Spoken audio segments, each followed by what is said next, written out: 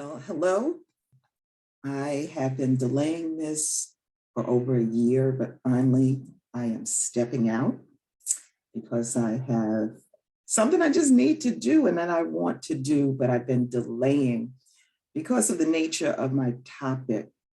And that is, I want to share that I'm blaming Princess Weiyoung, that is Tiffany Tang, for a problem that I have. And some people call it an addiction, but I'm calling it a fondness.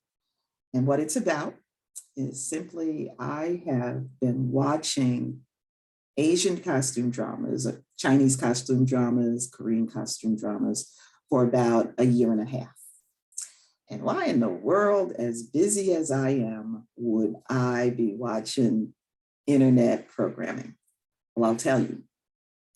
You know, I stumbled across, my daughter had introduced me to, she basically told me, you got to get Netflix, right? Because I don't have a television. And so I got Netflix and I stumbled across Princess Weiyoung, a Chinese costume drama starring, and I believe also produced by Tiffany Tang's studio. Well, let me tell you, this production was so riveting that till this day, I am still watching Chinese costume dramas, Korean costume dramas, or just Asian costume dramas.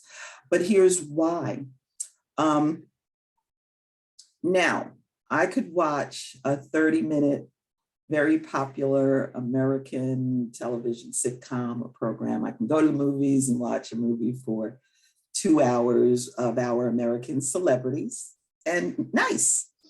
And, you know, get a laugh or feel, I don't know, a tinge of tears or whatever. But what I discovered after that first movie, it's actually a television production, Princess Weiyoung, is there's something different about the quality and the caliber of the productions. And here's what I found out.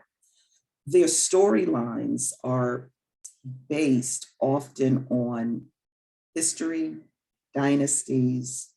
And when I say history, I'm talking thousands of years ago. But they're portraying situations, a lot of times emotional, mental, spiritual relationships that they're going through. And they're playing them out in many episodes. I'm talking 40, 50, 60, 70, 80, 90 episodes. Now you might think that's crazy to watch a program for that long, but think about it. For American television, we'll play something out in 30 minutes, and really it's not even 30 because of commercials. It's what, 20 minutes, 23 minutes, something like that. And then our movies are what, typically maybe an hour and a half to 2.5 hours. So there's really no authentic character development. But what I found in the Asian costume dramas is they simply take the time to play out how people evolve. But they play them out in such a way that they're understandable, relatable. You've been there. And so I started out with Princess Weiyoung.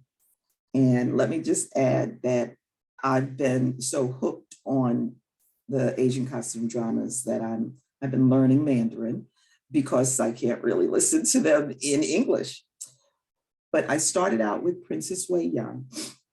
Then I watched a production called, it's famous, but I didn't know it was famous. It's called Eternal Love, 10 Miles of Peach Blossom. And then I watched Ru Yi's Royal Love in the Palace. And then I watched Empresses in the Palace and The King's Woman and Qin Dynasty Epic. Bottom line, there's something consistent about the caliber of the production and the reality and the relatability of the storylines.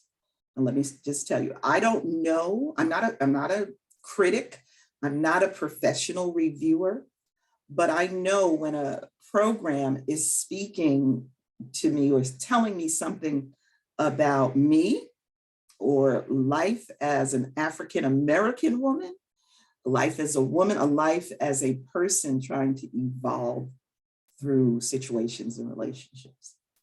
And frankly, they just do a superior job. When I say they, whoever the producers, directors are of these Asian costume dramas. They do a superior job. Now, you might feel prompted to compare them and say this and that. All I could say, if you've never watched them before, just watch one. Now, I've been told, oh, July, I'm not going to watch that. That's all done in Mandarin. Well, you can convert it to English if you want. I can't tolerate hearing them in English, but you can do that.